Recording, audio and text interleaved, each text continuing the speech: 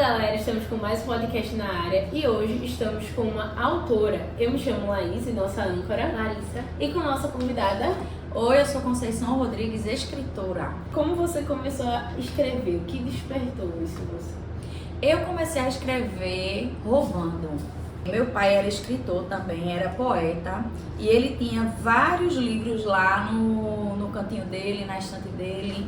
Então, aos 7 anos de idade, eu me tornei uma ladra de livros, mas era uma ladra que não só deixava rastro, como dizia que estava roubando e assinava no objeto roubado. Então, eu comecei a me interessar por literatura, pegando os livros dele. Eram livros de Bocage, que é um poeta português que traz uns temas bem sensuais, bem adultos. E eu no alto dos meus 7 anos, era essa a literatura que eu consumia. Não entendia muita coisa, mas adorava e me sentia altamente atraída por esse objeto, né?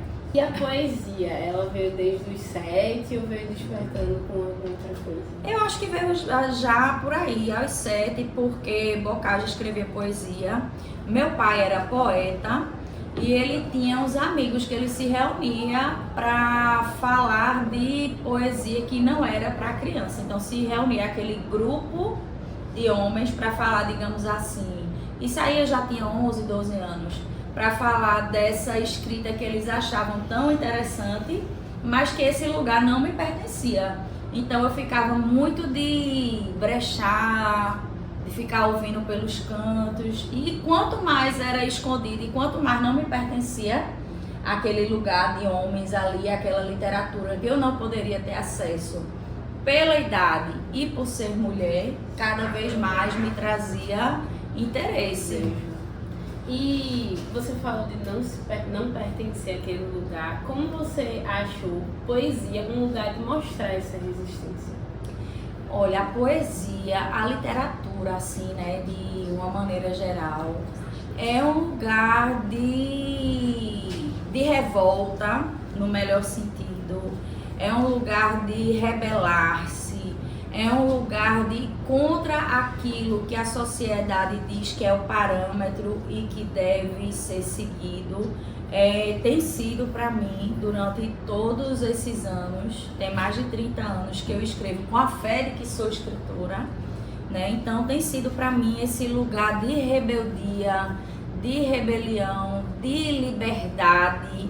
É um lugar em que você pode se desnudar no sentido de estar do avesso e de ter a sua alma, não só a sua alma, como a alma humana desnudada e investigada. E eu sou apaixonada pela alma humana.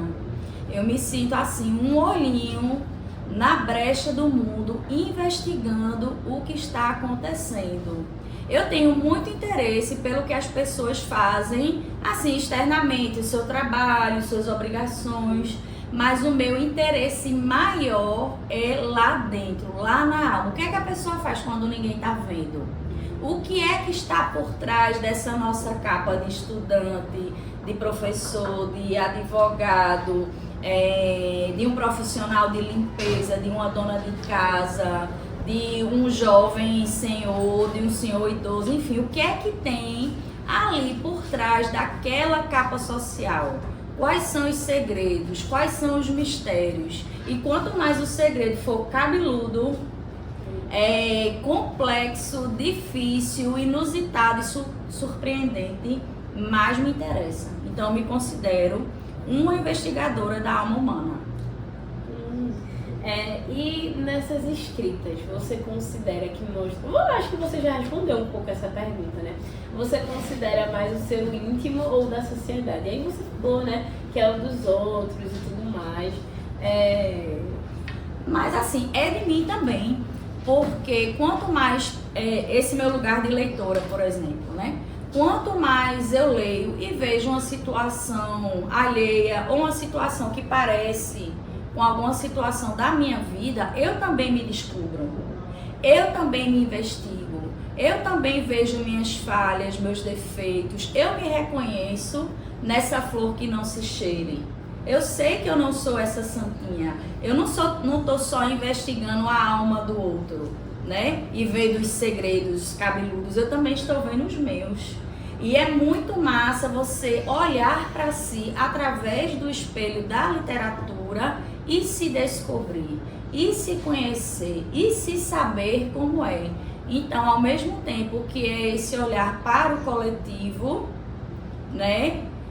Seja de uma sociedade, de um país, do mundo que a gente vive, ao mesmo tempo ele é único, porque ele vai também na alma, no espírito e no proceder da pessoa X ou da pessoa Y do personagem. E ele também é extremamente íntimo, porque também é um olhar para si. Quando você vivencia uma situação na literatura, que é um personagem que está vivenciando, mas você está participando daquilo enquanto leitor e está ali vivenciando, aquela experiência termina sendo sua também, né? Então acho que é por aí. Eu ia falar dessa visão de como leitora, é muito interessante ver através dos olhos do autor que criou essa história, né? Em Molhado até os Ossos, você escreveu sobre o feminismo, não foi? Colocou alguma pauta atual e um livro criado. E aqui nesse livro também não é do tempo atual, se passa em... Ele traz a questão da guerra, mas ele faz um recorte maior com a Segunda Guerra Mundial e com o Holocausto. Então eu vou falar um pouquinho de Molhado e um pouquinho desse. Ok. E vou dar um parâmetro geral. Molhado até os Ossos, ele é um livro que traz muito do feminino, da mulher, da liberdade, da revolta, que a mulher, da rebelião, né, ou da revolução, que a mulher precisa assumir para ter o direito de ser quem ela é. Isso para mim é feminismo. É cada mulher ter o direito de ser como ela se sente confortável. Então é um livro que fala muito dessa liberdade feminina, do desmascaramento das convenções. É um livro muito político, mas realmente é um livro muito do feminino. Depois de Molhado até os Ossos, que é um livro de poemas, vem um outro livro chamado Os Dedos das Santas Costumam Faiscar, que também é um livro que traz o feminino, mas traz outras nuances e outras temáticas também. Os Dedos das Santas Costumam Faiscar é como se fosse uma peça de teatro, só que ela é feita em poema, dividida no que eu chamo de 4 desatos. No teatro são atos, no livro são desatos. Aí tem uma parte que fala muito do social, do viver, outra parte fala muito do feminino, da mulher, etc. Tem uma outra parte que fala da vida, do direito de existir e de não existir. E tem o final do livro, que é como se fosse essa redenção ou ressurreição. E essa vontade de viver, né, seguindo o seu coração e seu espírito, apesar de tudo e apesar do mundo continuar lutando por ele. Tem o terceiro livro, que é um livro de contos, né, narrativas curtinhas, que se chama E Deus Não Acudiu Ninguém.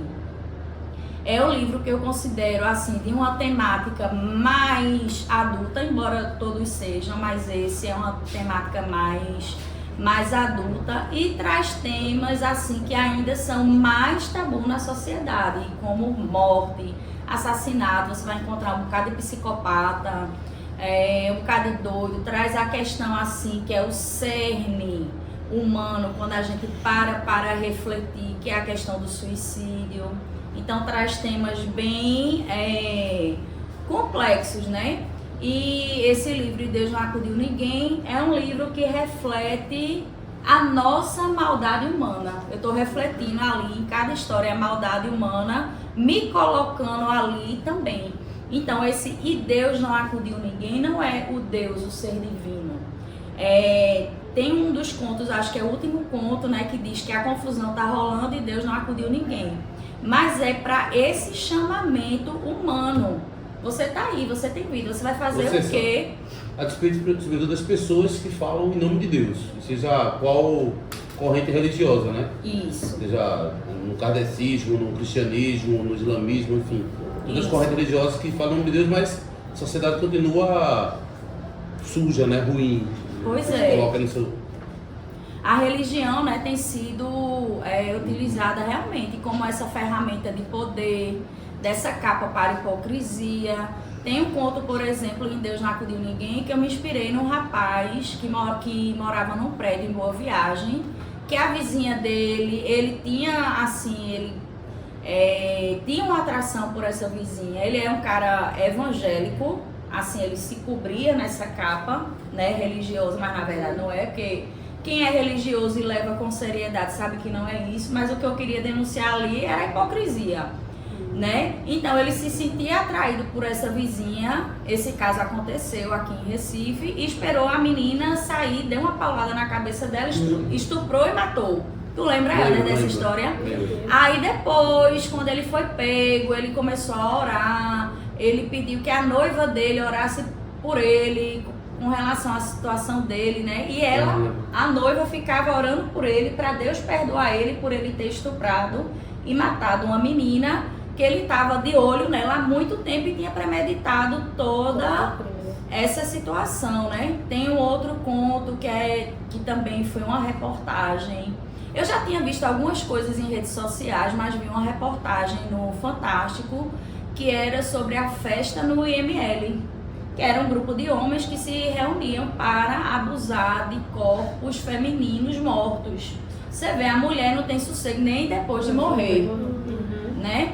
Enfim, aí esse livro, digamos assim, E Deus Não Acudiu Ninguém, seria um livro realmente voltado para o público mais adulto, ou 16 mais, por exemplo. Não é um livro para uma pessoa de 14 anos para baixo, de jeito nenhum.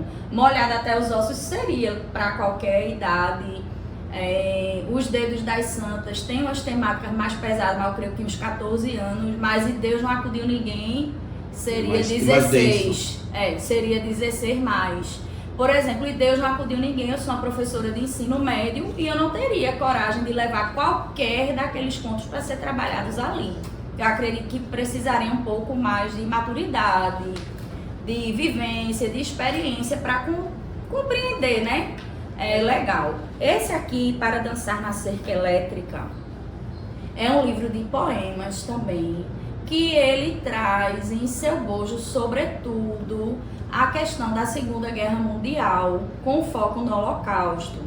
E assim, ele faz um passeio por todas as guerras, assim, de uma maneira geral, lógico que não consegue abarcar tudo, mas ele vai dando uma pincelada do que foi a guerra para a humanidade, inclusive como uma ferramenta de enriquecimento, de exploração, de roubo para alguns países, né? Fala um pouquinho de colonização. Por exemplo, antes de acontecer aquela tragédia, aquela vergonha para a humanidade no Holocausto, a Alemanha já tinha feito umas incursões parecidas com isso na Namíbia, por exemplo. O professor Helder deve saber muito melhor que eu. Então, ali, quando se dá aquela questão do Holocausto, que é uma grande vergonha para a humanidade, né, que é tão ressaltada, a gente vê realmente até onde vai a crueldade daquilo que se chama humano. E ainda se diz assim, quanto mais você tiver acesso à educação e à cultura, mais humanizado você será. A gente viu que a Alemanha ali estava no auge da cultura, estava no auge do conhecimento, a educação lá, a ciência sendo colocada no topo do comando da sociedade alemã e europeia. E mesmo assim entram em crise, né? E ainda assim, as pessoas com acesso a tanto conhecimento, artisticamente tão já trabalhadas, tiveram a coragem coletiva, porque tem uma anuência coletiva para uma barbaridade dessa acontecer num nível tão grandioso, e com acesso a tudo isso, as pessoas ainda foram capazes dessas barbaridades. Então, as reflexões que todos os meus livros trazem, o que é que nos salva? O que é que a gente tem aqui? será o que a gente encontra de maldade ou de bondade dentro desse coração humano? Que o coração humano não é só uma coisa ou outra. A gente é esse misto de sentimentos, de escolhas, né? A gente é muito... A gente se contradiz muito, somos seres contradizentes, né? Mas como é que nessas situações que as pessoas poderiam tomar outras decisões, escolhem justamente tomar as decisões que mais afetam o outro, que são mais violentas, que são mais cruéis? Será que isso faz parte da humanidade? Não importa quanto tempo passe, porque eu não acredito nisso de dizer, antigamente o pessoal era gente boa. A humanidade nunca foi gente boa, nunca teve gente boa, somos todos legais. A história da humanidade vem mostrando que sempre há pessoas que vão, assim, tocar o terror no outro. Então, para dançar na cerca elétrica, o mote central dele seria a guerra, tanto nesse patamar coletivo, de decisão coletiva, como das escolhas pessoais ou das não escolhas. Por exemplo, tem um poema aqui que fala de um rapaz que simplesmente ele levava aqueles corpos dos judeus para serem cremados, virava pó, depois ele recolhia aquele pó, levava para servir de adubo para os jardins, como se nada tivesse acontecendo, né? Essa coisa robotizada da ação humana, quando essa ação humana que é sozinha se transforma em coletiva para o mal. Então traz muitas questões, inclusive da questão da guerra, não só na coletividade, mas da guerra que cada um de nós vivenciamos conosco mesmo, né? A história do existencialismo que você coloca, né? Isso. Uma só fala anterior. Quem não está em guerra consigo? Quase todo dia eu estou travando uma guerra comigo, com o que eu acredito, com o que eu gostaria de ser, com esse ideal do que eu gostaria de ser e que sei que jamais alcançarei. Eu adoraria ser uma pessoa ética, super ética, por outro lado eu não adoraria tanto, porque eu ia perder de fazer um monte de coisa que me dá prazer e me deixa feliz, né? Tipo aquela frase de Santo Agostinho, ó Deus, dá-me o dom da castidade, mas hoje não. Então, a gente tem essa coisa, a gente tem esses lados, a gente tem essas nuances, a gente é esse ser, assim, múltiplo, né? Mas que tenta viver, pelo menos eu, né, tento viver da melhor maneira possível, né? E tentando também nem ser sempre tão ética, nem sempre ser tão correta, porque eu vou sofrer duplamente. Eu vou sofrer tentando ser correta ao máximo possível. Eu não vou alcançar porque é inalcançável, eu vou sofrer duplamente. Porque eu queria e porque eu não alcancei. Então eu acho melhor me assumir como esse ser imperfeito, falho, com minha maldade, com minha inveja, com minha neurose, com tudo isso, mas tentando ser o máximo lúcida, eu acho, né? Que papo maravilhoso, gostoso assim de conversar. Inclusive os professores aqui atrás também participaram, mas infelizmente está chegando ao fim e a gente finaliza com a pergunta de que movimento literário ajudou na sua formação.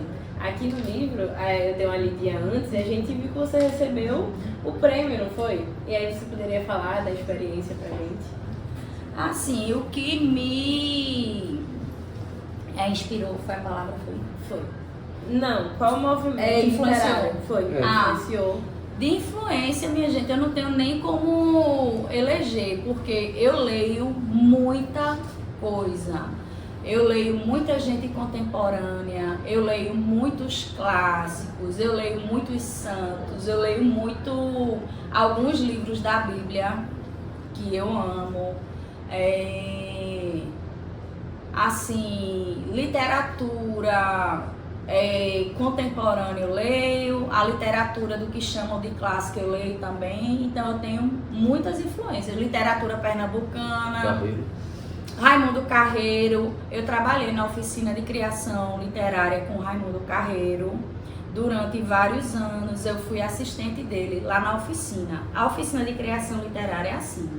Tem um monte de gente que é escritor, mas essa galera quer mais umas dicas de como escrever, das técnicas, né, de narrativa e tal. Aí ia para essa oficina de carreiro, que hoje ainda acontece de forma virtual. Na época em que eu trabalhei com ele, era presencial. Aí o que é que a gente fazia? Ouvia lá os escritores, a gente estudava. Tinha dia que os escritores levavam os textos deles para a gente debater, e no final do ano era publicado um livro coletivo com os textos desses autores. O meu trabalho ali com Raimundo Carreiro era trabalhar na crítica desses textos, na revisão desses textos, em ajudar esses autores, em trocar informações e conhecimentos com esses autores. E foi ali realmente com o Raimundo Carreiro, que é um dos grandes autores deste nosso país, né? Que a gente pode comparar qualquer um do planeta Terra, porque o cara saca muito, ele respira literatura, ele realmente é um gênio e não tem nem, como é que se diz, o reconhecimento que deveria. Mas enfim, ali foi muito importante para mim, porque eu vi que a escrita literária não era só a emoção, não é só a inspiração, não é só você dizer, eu sou escritor, que lindo. É praticamente, baixa aqui em mim, eu vou lá e escrevo. Lá eu aprendi que existe técnica, que existe uma revisão mais apurada, que há coisas que podem ser revistas dentro da escrita literária, que você pode trocar ideias com outros escritores, isso é muito importante, isso faz a sua literatura crescer bastante, e que você pode saber de milhões de regras de técnicas literárias e decidir não seguir nenhuma, mas você precisa saber que elas existem. Como para ser escritor você tem que sacar um pouquinho de língua portuguesa, mas isso não quer dizer que você tem que seguir as normas da língua portuguesa, a norma culta. Você vai fazer ali na sua literatura o que você quiser. Com as técnicas é a mesma coisa, você conhece para inclusive não seguir nada e fazer só como você quer. Só como incentivar então essa turma mais jovem a escrever, e aí a gente já finaliza agradecendo, né? Como é que essas pautas sociais, direitos humanos, tudo que você fala no seu texto, como incentivar essa turma a escrever? Tem o Enem aí também, boa turma da turma que está aqui é terceironista, vai fazer redação. Como a gente vai escrever? Como que incentiva o pessoal a escrever? Lendo. Leia tudo, comece lendo o que mais lhe atrai, que chama a atenção ao seu coração. Leia para ninguém lhe enganar, leia para você tirar suas próprias conclusões, leia para você ser independente de alma, leia para o seu cérebro não apodrecer, que a gente está vivendo uma era que eu chamo de fast food, a informação é toda pronta e tu não está pensando, tu não está lendo, não está desenvolvendo o teu pensamento, não está entrando em contato com questões mais profundas, mais sérias e mais elaboradas. Eu não sei se quem lê vai se tornar um ser humano melhor, eu espero que sim. Mas a decisão final é sempre pessoal, subjetiva. Mas quem lê, no mínimo, né, ele vai perder a inocência e vai ser menos enganado. E vai tirar suas próprias conclusões. Só por isso já vale a leitura. Espero que seja uma pessoa melhor também, mais cidadã, mais inclusiva. Quando a gente começa a ler, a gente vê que ninguém é melhor que ninguém, que o nosso destino é sempre a morte, que somos pó e do pó não passamos. Então a gente começa a compreender como é bobagem essas coisas do mundo, né? A gente vê tensões raciais, tensões de gênero, a luta pelo poder, esse envaidecimento tão grande. Eu quero poder, eu quero dinheiro, eu quero isso, eu quero ser melhor que o outro. Sempre mais, né? Sempre mais. A minha religião é melhor, a sua não, eu sou puro, você não é. A minha genitália quer dizer que eu tenho mais poder e você tem que se submeter. Então, através da leitura, todas essas bobagens vão se dissipar da sua mente. E, consequentemente, você ainda vai ser, tem esse plus, vai ser uma pessoa que vai desenrolar melhor no Enem, no concurso, numa prova, para conversar, para paquerar o boyzinho, a boyzinha, vai ter assunto, vai ter repertório, né? Enfim, isso aí vai reverberar em todas as áreas de sua vida.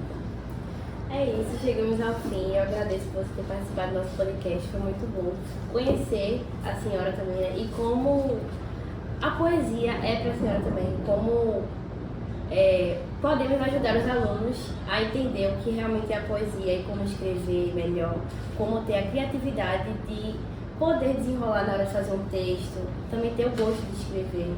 Eu espero que vocês tenham gostado, deixem um like aí, se inscrevam no nosso canal. É isso, beijo, tchau!